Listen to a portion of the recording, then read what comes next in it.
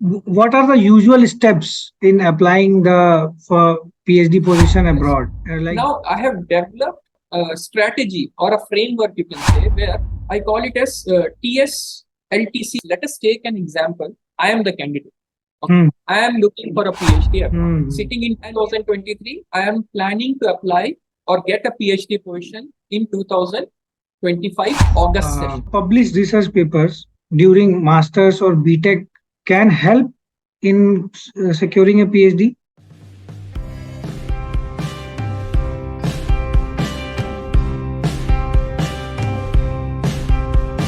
Joy to the world, the Lord is come. Let earth receive her King. Let every heart prepare him room. Hello everyone. Today is an exciting day for Simple Science and me, as we have a special guest who has not only elevated the level of our channel but has also inspired me and many students across the country with his strong LinkedIn presence, where he usually posts on various topics related to PhD, postdoctoral journey, and academia in general. I myself discovered Sir through his LinkedIn posts, and since then I am following his LinkedIn page where he used to share solutions to common roadblocks that PhD students often encounter, like for example, how to secure a PhD position in India, outside India, and similar topics related to postdoctoral. So his willingness to connect and share his knowledge is an evidence to his kindness and commitment to education, quality education to all. So it is my pleasure to welcome Professor Afzal Ahmad, uh, currently working as associate professor in the Department of Mechanical Engineering at IIT Palakkad, Kerala. So Professor Ahmed's research interests span a wide spectrum of mechanical engineering, including non-conventional machining, hybrid machining, micro and nano machining, laser-based additive manufacturing, and there are many more.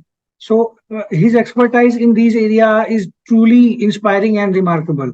And important point I would like to mention that what makes today's episode even more special is that this is the first time I am going to interview a professor whom I never met in person.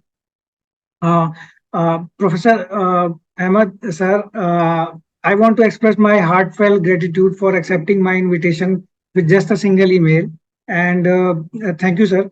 And so, topic for today's discussion is how to secure a PhD position abroad. So, sir has himself did his PhD and postdoctoral research from NUS Singapore, and he's the right person to talk on this topic. And I'm very much confident that your presence today will be a source of inspiration, and your valuable insights will will inspire my viewers, and particularly those who are currently looking for a PhD position outside India. So I heartily welcome you, sir, on my channel Simple Science. Thank you. Thank you, Aditya.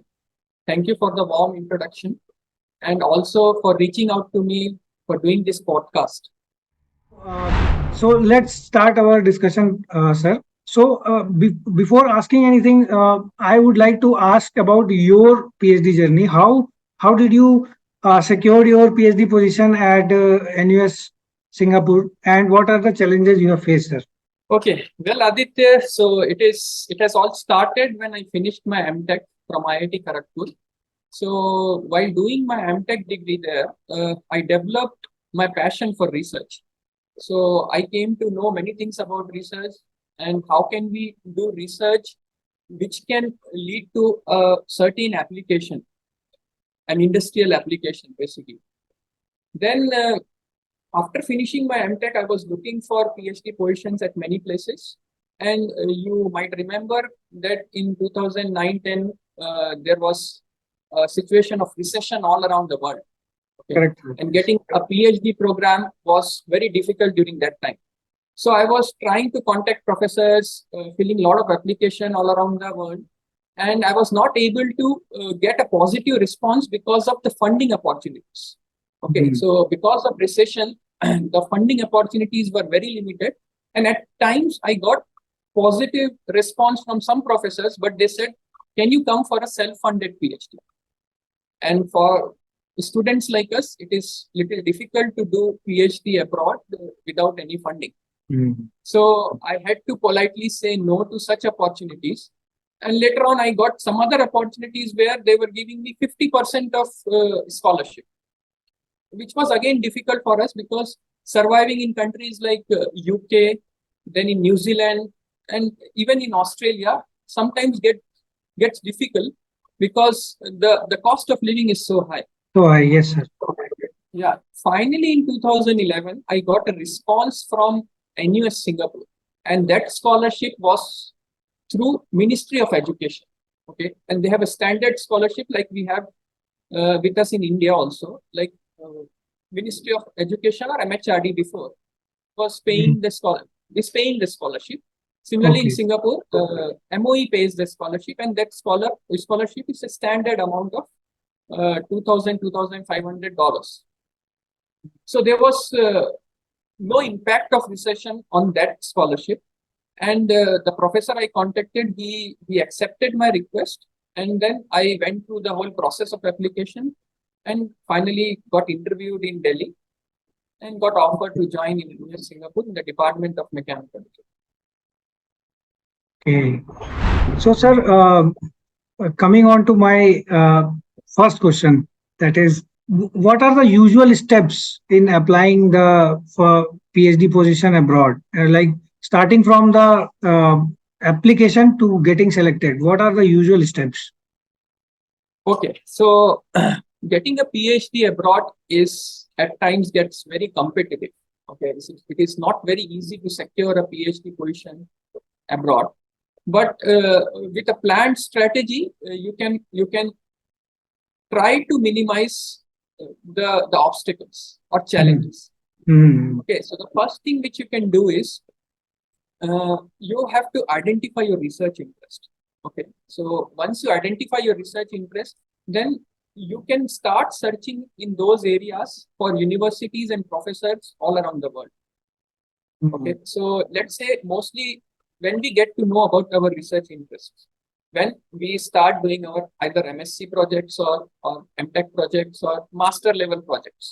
Now, some universities offer PhDs directly after BTech also. So in case of BTech projects also gives an idea about research to the BTech students. Now, once you have decided or identified your research interest, now I have developed a framework, you can say, where I call it as TS-LTC framework, where T stands for transcripts and degree certificates, S stands for SOP, L stands for letter of recommendations, T stands for standardized tests like GRE, TOEFL, and IELTS, and C stands for a detailed CV. So let us discuss these points one by one. So the first one is T. T is transcripts and degree certificates. So what I suggest to all the viewers who are aspiring for a PhD abroad, that make sure you have all the certificates and degrees with you. Certificates, mark sheets, then degree certificates, everything with you in soft format. And you create a single PDF of all these documents and store it somewhere on cloud. So that whenever you are applying for application, or let's say if you are writing to a professor, and if he asks you for sending your bachelor's degree certificate or a master's degree certificate, you can quickly access that and send it to the professor there. The second point is SOP. So in SOP, you have to mention your research interests, okay? And why do you want to do PhD at that particular university and with that particular group? That you have to clearly mention in your SOP. SOP is a very important document, especially in USA. So you should prepare and spare some time to prepare, some extra time or some extra efforts to prepare SOP. Next is letter of recommendation. So you should get letter of recommendation from people who know you, and also they know your work as well. Okay. So a strong recommendation letter is required when you're applying to universities abroad. T stands for standardized test, as I said before. you have tests like GRE and TOEFL, which are required in USA, and IELTS, which is required in Europe. And similarly, in some universities, they ask you to write essays. Okay, so just to test your proficiency in English. English. So they ask you to write essays on a generic topic, okay, and submit it online. They correct it and they send the results back. And then the final point is the CV. Okay, so here you should pay specific attention while preparing your CV. Okay, so what does your CV include? The first thing is your academic background. Okay, where you have studied, what marks or grades you have secured in your bachelor's degree, where you have studied your master, what marks and grades you have secured in your master's degree. Then comes your area of interests. Okay, so let's say you are focusing on biotechnology or nanotechnology, so that areas and specific of that particular area. Then what skill sets do you have? Okay, so let's say a mechanical student applying abroad for a simulation kind of a research project. Okay, so his skill sets could be MATLAB coding, or else simulation software, knowledge of simulation softwares like ANSYS, Abacus, and all this. A student who has finished masters in science, he can project his skill set as he knows FESEM, field emission scanning electron microscopy, XRD, X-ray diffraction, Raman spectroscopy. So such things, if you can mention in your CV, that gives you an edge over other candidates, that you don't need time to learn all this equipment and all this, learn all these softwares. Okay, so it becomes easy for the professor to make his mind to take you. Okay, so such skill set you should always highlight in your CV. Okay, and along with that, you should mention few referees, okay, who knows you at the end of your CV, so that if they want to check more about you, they can write to these people, get information about you and your work from them. And I would suggest all the viewers who are aspiring for a PhD abroad, that get these documents ready with you and keep it in a drive or a Google Drive somewhere, so that whenever you're applying to a university, it is handy with you all the time, so that you can download it and quickly upload it on the website. After this, next point or next pointer comes is looking for a potential advisor or supervisor. So now you have already identified your research interest. Now you have to start looking for potential advisors.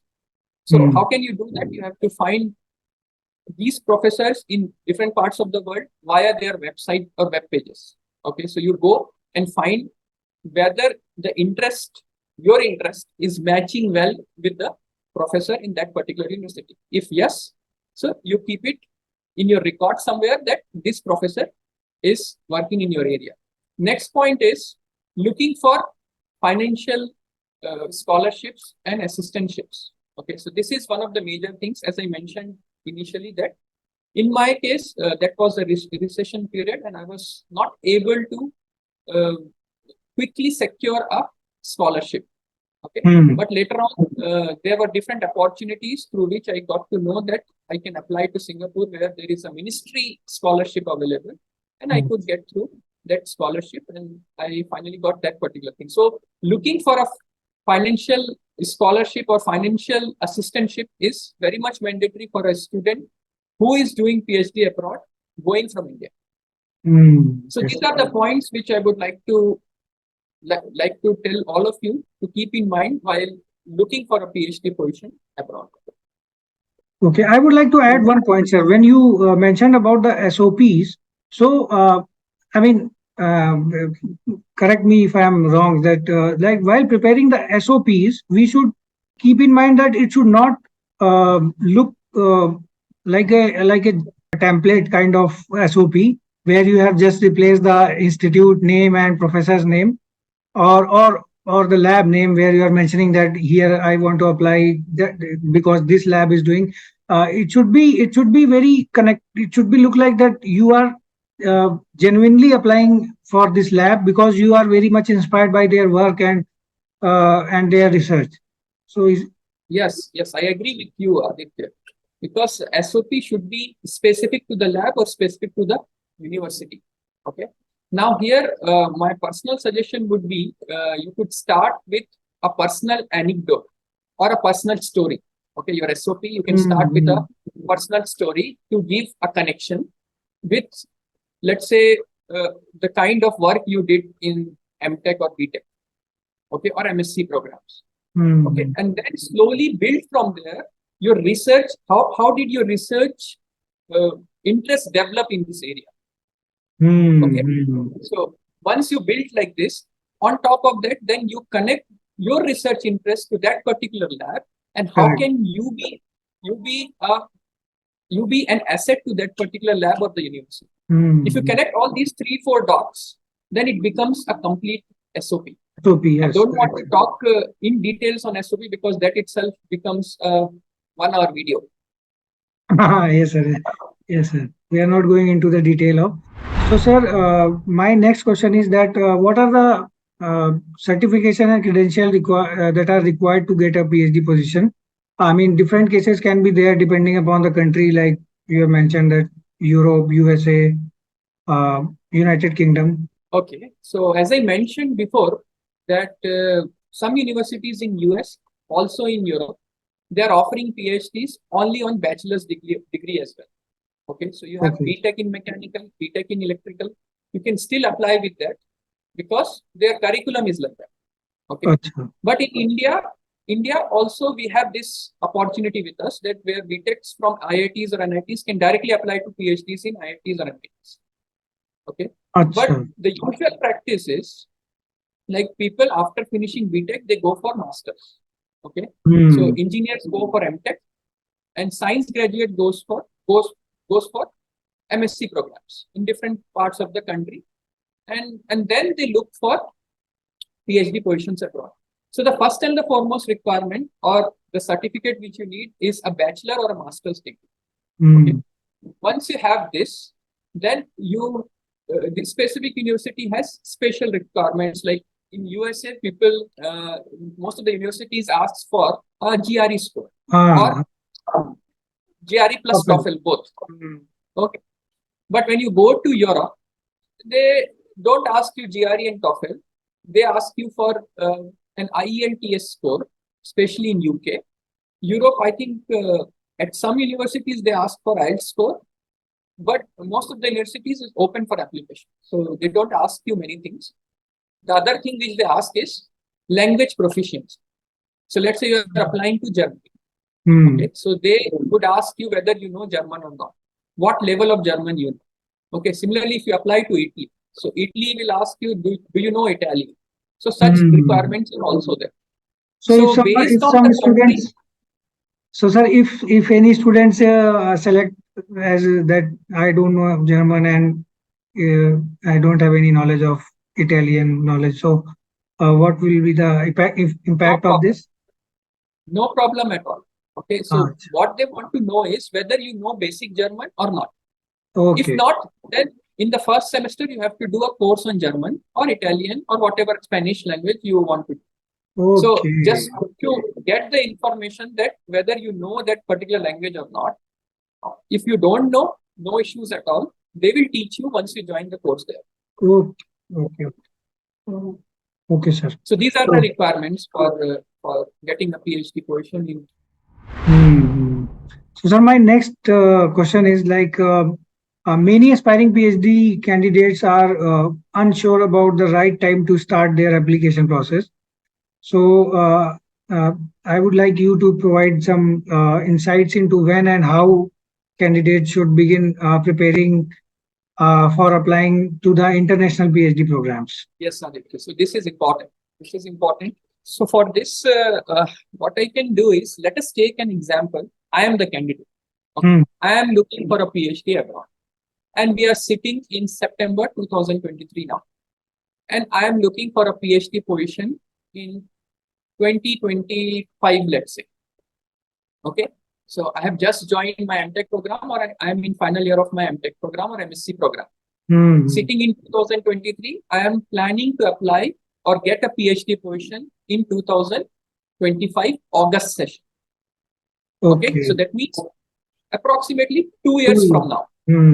Okay, so you have to start preparing for your PhD applications 2 years ahead of time. Okay. Now, first thing, as I mentioned before, that in this 2 years, you have to do multiple things. Okay, so we can again further divide these 2 years into, let's say, 2 years before the application, then 1.5 years before the application, 1 year before the application, 6 months before the application. Yes. Okay, so what you should do 2 years before the application is identify your research interest. Okay, this is the right time to find out which area attracts you. Okay, so this is the point you finalize or identify your research interest. Once that is done, then 60 to 70% of your job is done. Okay, and on the sidelines, while working on your MSc or MTech project, you can also look for universities abroad which work in these areas. Okay, and specific professors who work in these areas.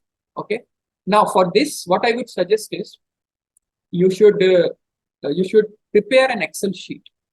Okay, this is what I have done before for my search as well, that I have prepared an Excel sheet. So let's say there are 5-6 columns. So the first column is name of the professor. Okay, second column is the university, okay, or the department. The third column is his contact details, email IDs, and contact details, and then his focus area of research. So 2-3 areas will be there, like biotechnology, nanotechnology, machining, or whatever area. So you write that in the next column. Then in the next column, you write, have you applied to this professor, or have you emailed this professor? Right? In the next heading, you can write, have you emailed this professor? There in bracket, you can write yes or no. No, yes. If yes, then write down the date in that row. That on this date, I have sent an email to that particular professor. Correct. Okay. And in the next column, you write that did you receive any reply or response from the professor? There also you write yes or no. Yes or no. Okay. If you have received a reply, you write yes. If you have not received a reply, you write no in that particular column. And if you have received a reply, maybe a remark you can write in the same row or in the same cell saying that that professor has asked for my detailed CV. That professor has asked for my a detailed research proposal, okay, or SOP or something. Okay, so the remark should be entered if you have received the response. Whatever is the response, if you have received the response saying that professor has said that he has no positions, so you write down you have received the response, and the remark is the professor said there is no position in his lab. That is a very systematic approach, sir, I think. And even as you said that when we are keeping the note of that response is not received, in that case, we will be immediately know that we need to send a gentle reminder after 15 days or 1 month. I was coming to that. So the next point is, once you have all these columns and you will write all the professor names, whoever you have been searching over like last 3-4 months, then you can quickly follow up things. Okay, so let's say I have sent this email to this particular professor on that particular date. Okay, and it's been 1 month, I have not received any response from this professor. So then it's the time to send me a gentle reminder. Okay, so you send a gentle reminder to the professor, and in the same box you write, you update the date and say you have sent a gentle reminder on this particular date after 30 days. Yes. Okay, so this will make your database updated all the time, and everything will be at one place. One thing which you can do here is, in the same Excel sheet, you can create many tabs. Okay, let's say first tab is for USA, country-wise tabs. First tab is for USA, next is Europe, next is Australia, next is New Zealand. Okay, so that you can track all the countries all together. Emails, yeah, Yeah, you can track all these things in one Excel sheet, country-wise. Country-wise. Okay. So Correct. this could be one of the strategies which you can follow 2 years before. Okay, so you have to start preparing this particular Excel sheet after identifying your research interest 2 years before, and you have to start working on the same Excel sheet until you get a PhD position. PhD position. Okay, you should not lose this Excel sheet. Okay, you have been updating this on and on, and you kind of continue on the same Excel sheet. Now this is 2 years before. Now what you have to do 1 year before? 1 year before you start preparing for your exams like GRE, TOEFL, and IELTS. Okay. Because at the time of application, 6 months before the application, they will ask you to submit the scores. So you should be with the scores with you well in advance. Okay. So you start preparing for it and then decide a timeline when do you want to take these exams. Okay. Once you have cleared these exams, you have scores with you, you can keep it with you, and these scores are valid for generally 2-3 years. Okay. So 2-3 years. there's no hurry. Okay. Then what should you do 6 months before? 6 months before, or at least one. Okay, one more point which you should do 1 year before. Let's say you are planning to join 2025 August semester. Okay, so the application in many universities, the online application in many universities starts some 12 to 18 months before. Okay, I'll talk specifically about NUS. Okay, so let's say I have to apply to NUS. So in 2025 August intake. Okay, so the application for that particular intake will start 2024 March. March, okay. Okay, so the deadline for the submission of application will be in 31st of March 2024. Okay. Okay, so you have to track all these things. Okay, university-wise. So you should start filling on, and based on that, you have to plan your IELTS, GRE, and all these scores as well. Okay? So you complete all these online applications. Then 6 months before, you start looking for basically scholarships or financial assistance. Okay. So let's say in NUS, if you go, if you secure a ministry scholarship, well and good. Otherwise, you have to directly write to professor that you have applied to the university. If you have some project, you're more than happy to work for the project and also get some TA-ship, basically. TA-ship is basically you teach, you help the professor to do some work, and in return, he will pay you monthly amount so that can help you to survive in that particular country. So, and then the last step is 3 to 6 months before the joining, you should look for the requirements for visa. Okay. So what are the procedures to apply for visa, and which agents you should get in touch with to get your visas, and different countries have different visa requirements. So you have to go through their immigration website and check what are the visa requirements for students specifically. Okay. And accordingly you can proceed further.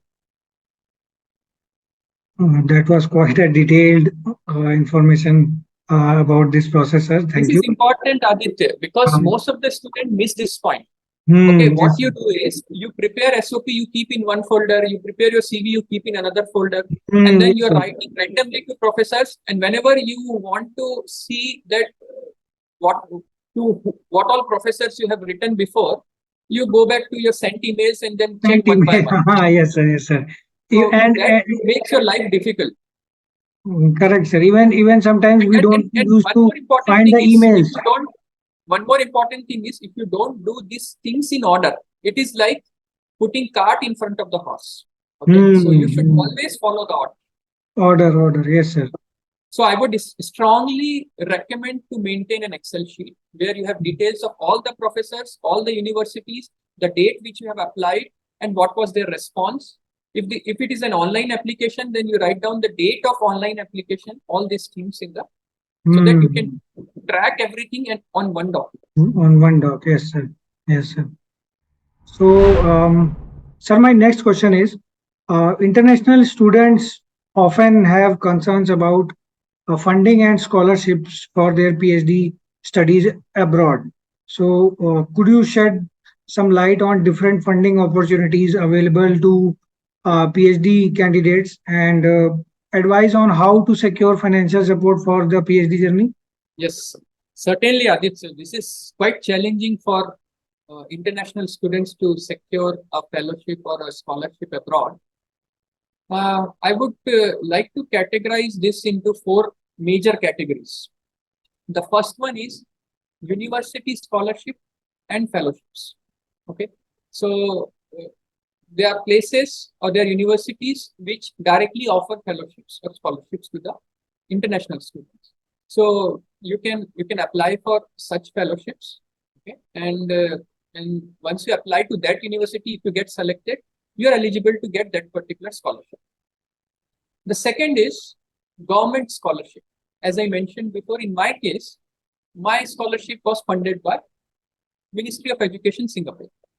Achha. So many universities get funding from government. Like in India, we get funding from MHRD. Right? Similarly, in different parts of the world also, some universities get funding from the government. So you can explore such opportunities. Third one is like research grants and project grants. Okay, so individually professors would have grants with them, projects with them.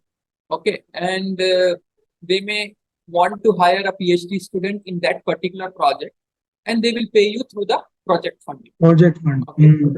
Yeah, so they can pay you through the project funding. So let's say some ABC professor has project of some 50 or $1 million.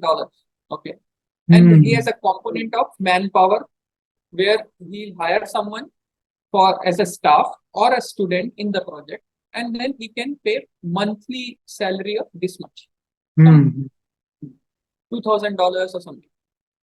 Okay, so you can explore such opportunities as well. Okay, then fourth category would be teaching assistantships. Okay, so let's say you got admission in some university abroad, but you don't have funding.